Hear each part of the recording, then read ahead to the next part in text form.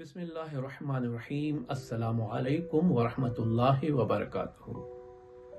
حضرت امام محمد تقی علیہ السلام کے ایک درس آموز واقعے کے ساتھ آپ کی خدمت میں حاضر ہوا ہوں۔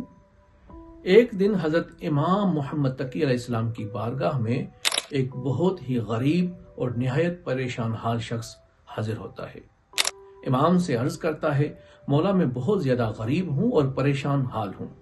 تو امام اس شخص کو اپنے پاس بٹھاتے ہیں۔ اس شخص کو بٹھا کر ان سے نہایت ہی سکون کے ساتھ تمام باتیں سنتے ہیں۔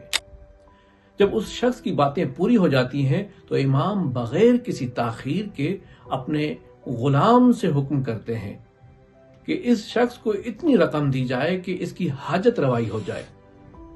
تو جب وہ شخص اپنی مطلوبہ رقم لے کے چلنے لگا تو امام نے اس شخص سے فرمایا کہ ہم اپنے چاہنے والوں کی فقط مشکل کشائی نہیں کرتے بلکہ ان کی عزت نفس کو بھی برقرار رکھتے ہیں۔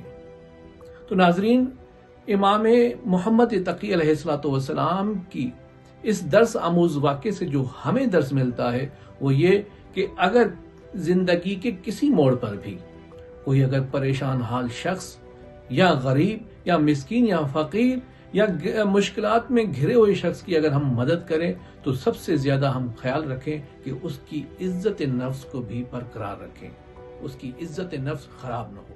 السلام علیکم ورحمۃ اللہ۔